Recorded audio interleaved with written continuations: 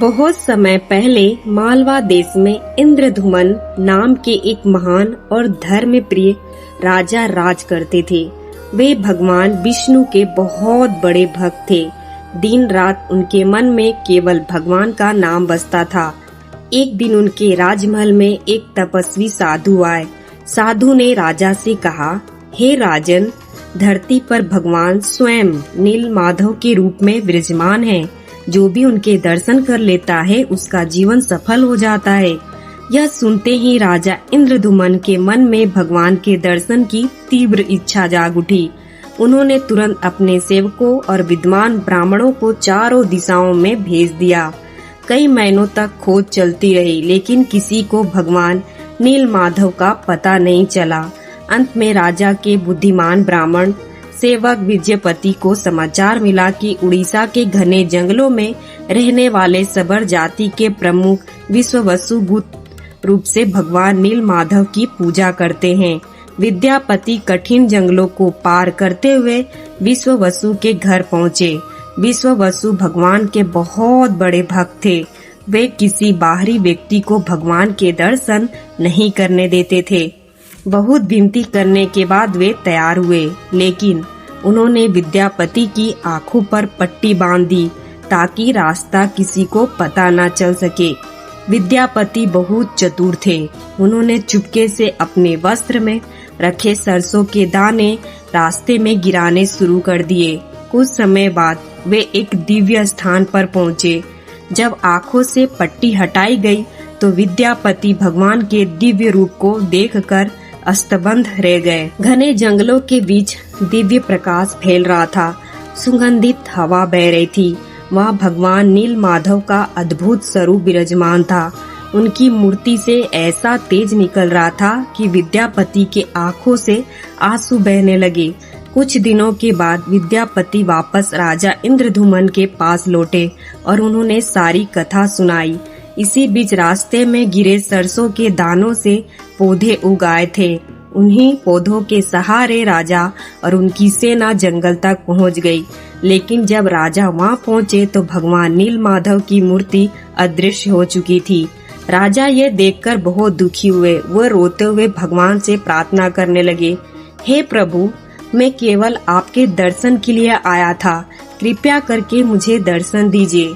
तभी आकाशवाणी हुई, हे राजन, समुद्र से एक दिव्य लकड़ी निकलेगी। उसी लकड़ी से मेरा नया स्वरूप बनाया जाएगा। कलयुग में भी उसी रूप में मैं पूजा जाऊंगा। राजा ने समुद्र तट पर यज्ञ और पूजा आरंभ कर दी। कई दिनों तक भक्ति चलती रही। एक दिन समुद्र की ऊंची लहरों के साथ एक विशाल दिव्य लकड़ी किनारे आकर रुक गई। उस लकड़ी से अद्भुत सुगंध और दिव्य प्रकाश निकल रहा था। राजा ने सैनिकों को उसे उठाने का आदेश दिया, लेकिन हजारों सैनिक भी उसे हिला नहीं सके। तब राजा ने हाथ जोड़कर भगवान से प्रार्थना की। अचानक वो लकड़ी फूल के समान हल्की हो गई और मंदिर तक ले जाई गई। उसी समय एक वृद्ध बढ़ई वहाँ आया।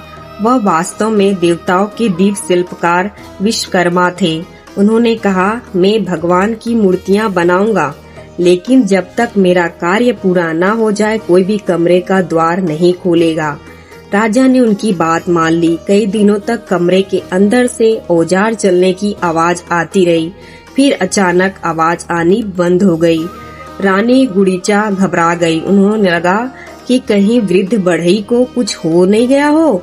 उन्होंने राजा से दरवाजा खोलने की विनती की। राजा ने जैसे ही द्वार खुलवाया, वृद्ध बढ़ई गायब हो चुके थे। अंदर 3 दिव्य मूर्तियाँ थी, जगन्नाथ, बलभद्रा और सुभद्रा।